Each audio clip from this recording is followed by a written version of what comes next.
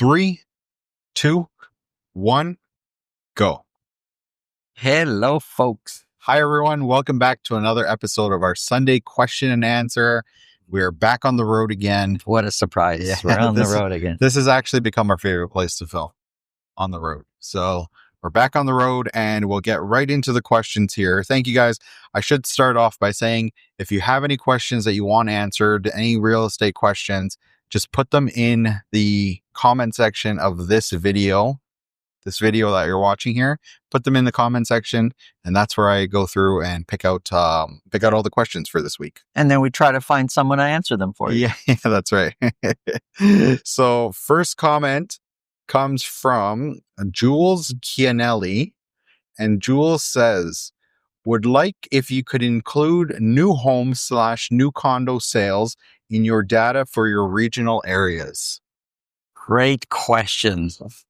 I would love to do that, but access to that data is very limited. And are we talking about, like, we're talking pre-construction sales, new homes? Are we talking about when the builder releases a project, sells some of these units, whether it's a condo or a house?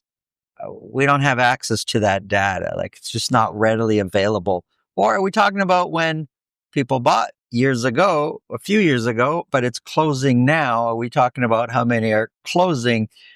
All this is really, the data exists somewhere in some form or another, but we don't have ready access to it. And this might be a good time to add, because we do kind of get this question every once in a while too, is, so when we talk about sold, are we talking about closed or are we talking about sold? Sold on, first of all of our data, strictly transactions on the MLS system, and that's the lion's share of transactions. That's one thing.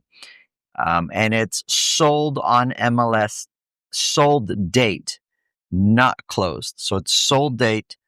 I want to know what's happening in the market today, because people could buy today and close in 3-4 months from now, which is a whole other market. Yeah. For example, lots of people may be buying now and closing December.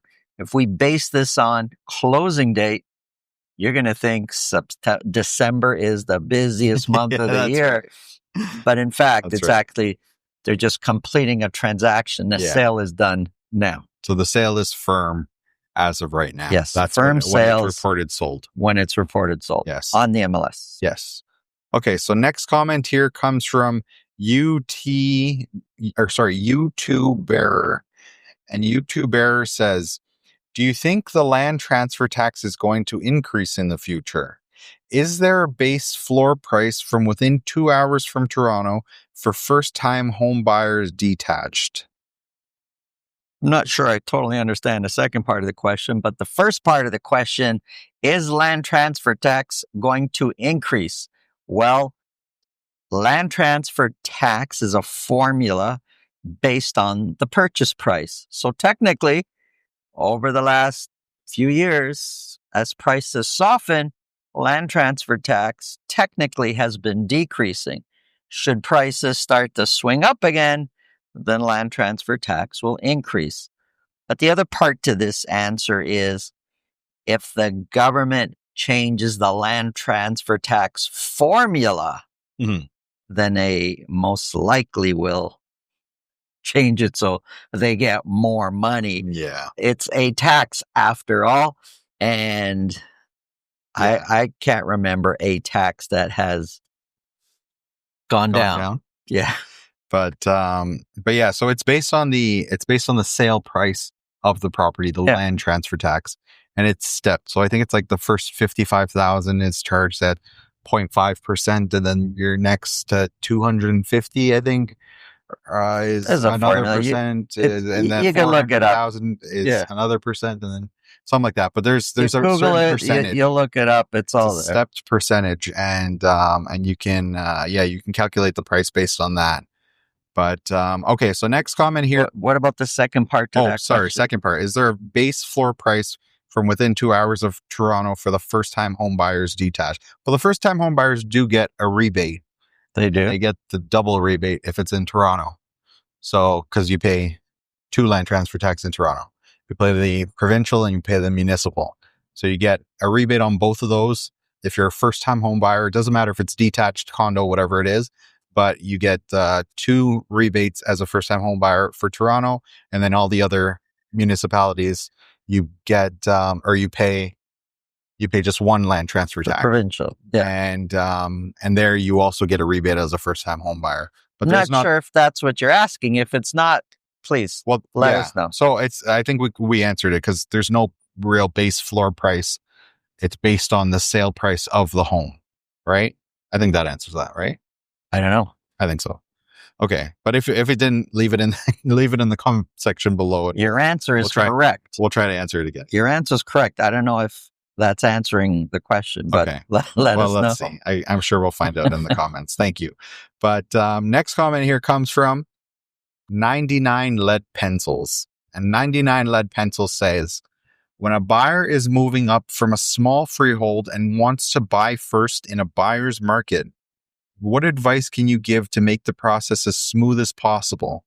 Assume enough money is available, even to wipe out the mortgage on the first home if needed, but looking for what would be optimal given most funds are invested in places that would create a big tax hit if pulled out. A lot of the answer to this question's 99 lead pencil. This question deals a lot with accounting, and really it's a conversation to have with your accountant regarding tax implications. So if you're pulling money out of places that you haven't invested, well, you're obviously not earning money there anymore if you're pulling it out. And you could be pulling it out from places that you can get taxed heavily. That's just a fact. It's, the country we live in, you're going to get taxed. So it's important to understand your budget and what you're buying. And does it make sense to be doing what you're doing? Does it make sense to put more money in? Does it make sense to have a larger mortgage instead, where, the mortgage payment and the interest you're paying there is small compared to what your tax hit would be? All these things come into play, and it's really a conversation for your specific financial situation and your conversation with your accountant. I can tell you, though, on the other side of things, more on the real estate side of things, it's important, if you're going to buy first in this market, to really, really understand, do you need to sell where you are? If you don't need to sell and you're buying first, do you need the proceeds from that? From your question, it sounds like you don't. But I'm saying this to benefit everybody who's listening right now. You really got to look at the numbers to decide if you're going to buy first versus sell first. And then the other comment I have for anybody who's moving up: what is it that you're after? Is it a bigger place? Is it a better area? Is it, closer to, family, friends? All these play into it. I know there's simple questions, but you kind of got to really look at that and decide what you're after. I've sold properties before where people called me and said, yeah, we bought this a few years ago thinking it was going to be our last home, but it's not serving this need or that need. And I'm thinking, well, why did you buy it? Like, shouldn't have this been part of the process? I know it's silly, but people get excited about sometimes doing some of these things. And then they find out a few years later, they really didn't think it far enough down the road. And then they find themselves selling that to buy something else. Yeah. Okay. So next question here comes from Beekeeper57. And Beekeeper says, are there any numbers on how many current listings are realtor-owned properties? I don't know the answer to that. We have to look up every property that's for sale, look up the ownership on that, and figure out. And it usually says on the listing for other realtors to read that the seller is a realtor. Mm-hmm. But you'd have to really look up each listing and look that up. And we're just not going to, not going to do that. But you know what, I will say that in, my everyday searching for different properties and analyzing properties and stuff like that, I do see that a lot when you look at a lot of the new construction, when you look at a lot of the, the new subdivisions, when you look at a lot of the new condos, it's, I would say that it's not rare Not to at all. see agents, the agent as the owner for that property. Yeah. Right. And sometimes you'll even see if it's a condo project, like I've seen it where I've seen the same agent trying to sell multiple units at the same time. Yeah. Well, he's had clients who he's bought those units for, Yeah. and now he's the agent representing them selling those units. Yeah. And that agent has bought 1 or 2 units themselves in the process of buying for his clients, and now they're selling. Yeah. And then, and so that when you see that, you're thinking, oh, the realtor invested money. Now he's, de-investing. But then you see a regular house, a resale property. The seller is a realtor. That could just be like anybody else who is selling their home to get into a bigger home. Yeah. It's just when you see it in the new buildings, you're thinking, oh, this guy did it as an investment. Yeah. That's all. Yeah, that's something I find, I note that when I see it, because you'll have a subdivision, and a lot of times in Peel and Dura, that's where you see quite a bit. That's where you see a lot. Yeah. A lot of agent owned properties for sale. But okay, next comment here comes from William Carter 4705. Jeez, pa. I feel like anyone that watches these videos is watching my eyesight get worse as like on a weekly basis. Santo, you are bang on about York region. I see, I didn't even read that right. Santo, you are bang on. The York region detached focus on 1.1 to 1.7 million. William, I must say, I think I made that observation. Why are you taking? Why? I'm pretty sure I made that. He's saying I'm bang on, and you want to take but it's okay. We'll go with that. It would be an interesting stat. What percent are 2 million plus? I think it's around 1 out of 8, 12 to 15%. I know it jumps around a lot on a weekly basis. Averaged over the season would be a more of a true picture. It's nice that you give us the raw numbers, so if you watch every week, you get a feel for what it is. Is he asking how many of the properties that sell every week are 2 million plus? Well, I know I made a comment on last week's video that when we're looking at the numbers, I feel like 1.1 to 1.7 is kind of where you see the average or the prices for the detached homes that sell in York region. And specifically, I think I mentioned Vaughan. But so I think he might be talking about sales. But you can see the number of sales for $2 million plus on the first chart of every region. Yeah. Right. We show the number. So if how many properties sold at $2 million or more, and you could figure out the percentage. And so it is, I mean, one out of 8. Sounds about right. Sounds about right. Yeah. But yeah, watch the interesting stat. Go ahead. Yeah. So the interesting stat, should we leave it as a cliffhanger? So if you watch this week's York region video, because we did get a comment about this from Dina Gallus, who I think I have another one of her questions here for today. But we did get a comment about this for the $2 million plus, specifically in Vaughan. And we did a bit of a deeper dive into that. And there's some really interesting findings for that. So if you watch this week's York region video. It's the week test. No, we just filmed it. This is a Sunday show. Oh, that's right. Oh boy. Yeah. So if you watched that video on Thursday, oh boy. Yeah. Okay. Yeah. So if you watch the video on Thursday, you'll see there's no cliffhanger.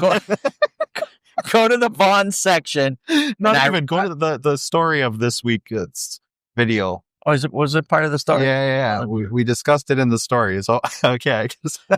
I was trying. Oh, we screwed up this segment. I was trying to make it so suspenseful. And everybody's seen it already. You're the last one to the table, buddy. So the interesting thing that you would have seen if you watched that video is that the number of listings of $2 million free detached homes in Vaughan specifically. That's where the story is. Was around, it's around 45% each week for the past few weeks that we've calculated it. Let me just recap what he said. Of all detached properties listed in Vaughan, this is just for the previous week, but it's pretty standard every week. Of all the detached listings, 45% of those listings are listed at $2 million or more. How many of those that are listed at $2 million or more sell every week? 0.4%. It hovers between 0.4% and 1%. Which, if you watch the rest of the videos, you'll also know that that's actually less than the percentage of properties that sell for condos. Yeah. And we know condos is not doing well. But yeah, oh boy, I feel like a fool right now. I was trying to make it so suspenseful. I'm pulling you off the cliff there. Like, he's walking right in it. Like, I was trying to make it so suspenseful. What's he talking about? Oh boy. Okay, so it's hard to get good help these days. Let's move on. So CK3881 asks, may I ask, given that GTA condos are getting blanket appraisals and recent big banks and large corporations are pushing employees to come to Toronto downtown offices every day, is it to artificially create real estate demand? Would this be legal? There's two parts of this question. Some banks are offering blanket appraisal, meaning whatever you purchase the condo for, that's what they're going to give you the appraisal for. But that's also something they've been doing for a long time. They've been doing this for a long time. It's just this is nothing more new. of a problem now because of values drop. Yeah. So that's one thing. But it's not all banks that are doing that, but some are. Right. What the businesses are doing, they're not consulting with the banks. They're not consulting with the real estate industry. They're making individual decisions for their own corporate need. Yeah. It's got nothing to do with anything else. Will it help with the real estate? That's another question. It could indirectly help, maybe. But, that's another question. We'll wait for someone to ask it. Yeah. Okay, so next comment here comes from TM. It's just a bunch of numbers and letters, so I'm just going to say TM. TM says, is it getting frustrating as an agent when dealing with sellers who want to maintain higher prices than current market conditions? Do you, as an agent, attempt to steer them downward, and what is your success rate in doing so? That's a great question. So I can only really speak on our behalf and how we conduct our business. And right off the bat, at the initial consultation with the seller, we'll talk about pricing and what I believe makes sense that gets the home sold. Now, the seller may agree, may disagree, and that's when we get into a discussion. But if the seller is, let's just say the seller is deciding that, no, he or she doesn't like the number I'm proposing as a sale price, as a list price, say, and they want to go to a price that is just, in my opinion, like totally absurd. If I got like no chance of selling this home at that price, if that's what I believe, then I will respectfully decline that client. I'm sorry, I can't help you, because I'm also investing money into that listing, into that property. But I know the seller's counting on me selling it. And if I can't fulfill the seller's goal of getting the sale, like, I can't help them. I'm not the agent for them. We were having this conversation at breakfast today, right? Because of a specific property. Because of a specific property, yeah. So we went back to look, and those people ended up listing with someone else, and they went out at the price that they initially said that they wanted to go out for. And it didn't sell, and then they expired, and then they put it up again at a price a little lower and didn't sell, and then it expired, and they put it up again, and now they're lower than the price that you had initially told, but it was a little more like what we had told them was more realistic, right? Yeah. And so, But they've also hurt their property. But I think if they would have gone out at the price that I was talking about at the very beginning, there was a chance that it would sell. Because that was several months ago, and the market has moved since then. That's right. But yeah, look, at the end of the day, realtors, sellers, buyers, everybody makes decisions that they feel is in their best interest, and you decide, what makes sense for you. Yeah. Okay, next comment here comes from Parth Patel. Hey, Parth. Parth Patel says, "Hey, thanks for responding to my question. And wow, in that case," sorry, I should preface this. So his comment was basically about, if you purchase a property, can you put a condition in the agreement that basically says, if you aren't able to close, you will basically be on the hook for the seller's expenses of not being able to close. So direct seller, the person that you're buying from. But if there is a chain, so if that seller bought from someone else and then they get sued because they can't close because they needed the money from their closing, could you just protect yourself by just putting in that you're only responsible for your direct seller and not any of the other chain reactions? And so the answer to that was basically no, because it's out of the scope of the seller, right? So it's and no seller would accept that. But it's still, actually, now I think about it a little bit further. So if you're responsible for the expenses the seller incurs, the seller will incur the expenses of everybody else down the line, because that's fair too. That buyer is going to sue them and the other one. So it's all going to trickle up to the seller. So so it kind of all balls up to be the same thing. Yeah, that's fair. But yeah, Parth says, wow. In that case, a big caution to buyers would be avoid being that initial buyer in a transaction that has 3, 4, 5 chain transactions tied on the top. Because what if the buyer intends to close, but let's say loses his job or market crashes and bank refuses to lend, etc., and face things not in their control? They'll be liable for all 3, 4, 5 chain transaction losses. The answer is yes, they'd be responsible. Even if they lose their jobs or whatever happens, they're still responsible for fulfilling that contract. But you can't, you won't know. Like, you might be, I'm a buyer, I'm going to buy this house, and that might be the only transaction. But after that, that seller decides, well, my house is sold, let me go buy a house. And what happens after that, you got no control. You might be the first one starting it. Yeah. You can't tell the seller, I'll buy your house, but you can't buy anything else. You got to wait for me to close. Like, you can't do that. And like, I think, from our experience, from the experience of people that, we know in the industry, I think it's a pretty rare occurrence that the things that you mentioned happen and actually affect a closing. True. And so it does happen. There are people that lose their job. There are, we've seen it before where the market changes. But one of the best pieces of advice, I guess, we can probably give in a situation like this is try not to have a closing that's too far out, because you just allow more time for things to go wrong, right? Danny, I could tell you, and I'm not saying this to show off, but there's certain realtors, we're part of that group. We're not too many things. It's rare when something goes sideways.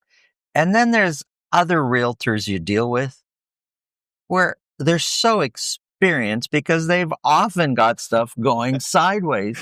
And that's just because of how they prepare their clients, how they work with people, how they write the agreement of purchase and sale.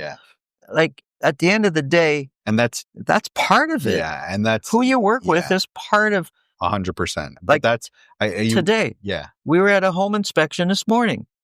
We're going to pull out of the deal. That's our advice to the buyer, because there's things that came up that even if the buyer is okay moving forward, like I had to say, listen, even if you could fix that, there's these other problems that we really can't put a number to it.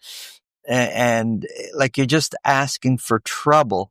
And so, but Yeah. that's just one But example. it's also the same for every industry, right? Yeah. So the lawyer you hire, the mortgage broker you hire, like all these people could be responsible, because we've had situations where we were, let's say, selling, and the buyer was using a mortgage broker that was completely out to lunch, and just completely fumbled the entire transaction to the point where their client ends up getting sued, and it all goes back to the mortgage broker. Like, it's completely the mortgage broker's fault, or it's completely the lawyer's fault, or so it's in every industry. Who you hire matters. The closing is delayed because the day of closing, oh, we got to do an appraisal. Oh yeah. The day of closing. This is a mortgage broker problem, or whoever's handling it. Could be the bank, but whoever's handling it. Like there's, but the closing's going to get delayed. Yeah. If the appraisal gets done too late, and the buyer's on the hook for that. And the buyer's on the hook for that. And good luck getting that money from the person that made the mistake. Good luck. But anyways, next comment here comes from Dina Gallus. And Dina says, thanks, Santo. You're welcome. Doesn't the last sale also affect what properties in the GTA in the area get appraised at? Is the appraiser taking that divorce, gambling addiction into consideration? Almost always, no. Yeah. The appraiser is no. The appraiser most likely wouldn't know. He's not speaking to people. He doesn't have realtors saying, oh, by the way, that sale this, that sale that. Now, the appraiser may look at this and think, that's an abnormal sale. But I don't suspect that the appraiser is going to, exclude it. That's going to be a big factor in what the home appraises at that he's looking at. Yeah, exactly. The last sale will most certainly affect it. Okay. So next comment here comes from, and this is the last comment. Oh, where did it go? Make it a good one. Okay. So Firestick V1W says, appreciate all the work you do putting this together. You're welcome. Good to see a strong realtor, as so many bad ones out there, and it's scary. That said, to me, it looks like a flat market over 12 months, and the arrows show a few weeks, don't really show a full picture. Be nice if your trend lines were a bit longer duration, and remove the highest and lowest prices, which usually represent outlier of market conditions. Yes, on the peaks and the valleys, sometimes you'll see I'll scribble them out a little bit. Yeah. But I can't remove them. They're there. But as we talk about the data, oftentimes I'm, drawing a straight line kind of through it, ignoring the peaks and the valleys, and really trying to come. We're not going to ignore them, but we try to look past them. And the highest and lowest price sales, like we do remove, like if, in the city of Toronto, I like this week, there was a $13.5 million sale or something like that. So, we do remove that from the data because that does skew the numbers. Sometimes there's $3 and $4 million condos selling. Exactly. We remove those. They're not normal. But in terms of the lowest price, I mean, the lowest price usually comes in kind of around where other ones are. So removing it wouldn't make sense. But yeah, so I think that answers everything for today. We good? We good. We good. We can go to Home Depot now. We can go to Home Depot. Okay, folks, have an awesome day. Thank you guys for watching. Appreciate your support. Thank you guys for watching. If you want your question answered, leave it in the comment section of this video. And yes, your question could be on next week's video. Thanks for watching. Enjoy the rest of your weekend. Have a great day. Bye.